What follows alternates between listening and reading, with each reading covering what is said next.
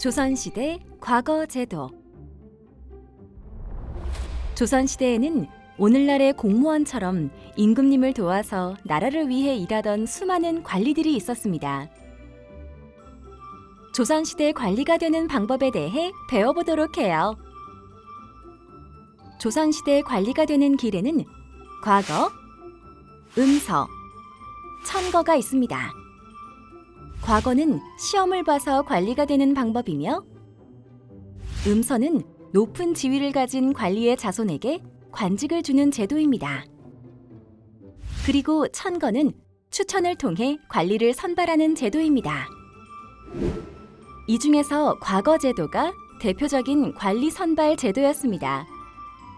왜냐하면 조선시대에는 개인의 능력을 중요하게 생각했기 때문입니다.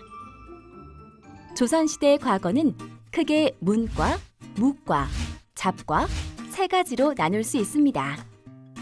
문과는 문관을 선발하는 시험으로 예비시험과 본시험이 있습니다. 예비시험으로 생원시와 진사시를 거쳤는데 이를 소과라고 부르고, 본시험인 문과를 대과라고 부릅니다. 문과는 유교 경서의 해석, 문장을 짓는 능력, 나라의 문제점에 대한 자신의 생각을 제시하는 시국관 등을 시험 보았습니다. 퇴계 이황, 율곡이 선생 모두 문과 시험을 치룬 인물입니다. 무과는 무관을 선발하는 시험으로 시험 과목으로 실기와 이론이 있었습니다. 실기 과목에는 목전, 철전, 기사, 기창, 격구 등이 있습니다. 시험 과목은 시대에 따라 달라지기도 하였는데요. 예를 들어 임진왜란 이후에 조총이 시험 과목에 포함되었습니다. 이론 시험에서는 사서 5경 중에 하나, 무경 7서 중에 하나, 경국대전 등을 구술하는 시험을 보았습니다. 즉, 유교적 소양과 무예 둘 다 갖추어야 무관이 될 수 있었습니다.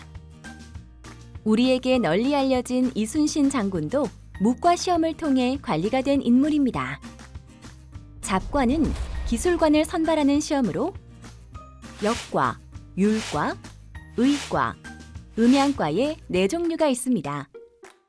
먼저 역과는 외국어를 담당하는 통역관을 선발합니다.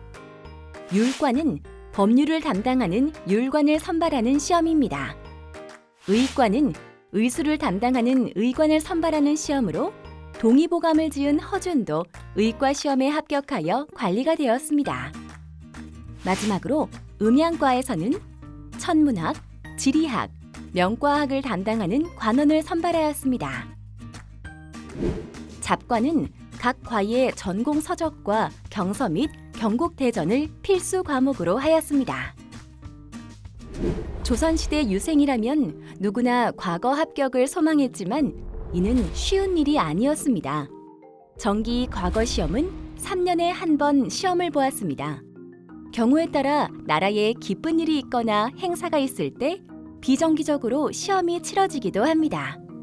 하지만 최종 선발 인원이 매우 적었습니다. 문과는 최종 시험에서 33명을 선발하였으며 무과는 28명을 선발하였습니다. 조선시대 과거 합격자 발표의식을 방방의식이라고 합니다. 방방의식에는 왕, 관료들은 물론 합격자의 친척들도 함께 참여하여 축하합니다. 인사를 담당하는 관리가 합격증인 홍패를 주고 나면 왕이 급제자들에게 어사화와 술을 내려줍니다. 과거에 급제한 사람은 3일 동안 과거 시험을 담당했던 관리, 선배, 친척을 방문하며 인사를 올렸는데 이를 3일 유가라고 합니다. 급제자는 단령을 입고 복두에 어사화를 꽂고서 말 위에 오릅니다. 행렬 가장 앞에는 붉은색 옷을 입은 천동이 앞장서고 그 뒤에 붉은색 천으로 싼 홍패를 든 사람들이 뒤따릅니다. 그 뒤를 북, 장구와 같은 악기를 들고 연주하는 악공들이 행진합니다. 3일 육아를 구경하는 여러 사람들이 보이죠? 이렇게 3일 육아 행사는 백성들에게 과거의 중요성을 널리 알리는 역할도 했습니다. 오늘은 조선시대의 과거 제도에 대해서 알아보았습니다. 국립전주박물관 어린이박물관 3층 전시실에서는 어린이 친구들이 직접 문과와 무과 시험을 체험할 수 있습니다. 친구들도 어린이 박물관에 방문해서 조선시대 선비가 되어 과거 시험에 도전해보세요.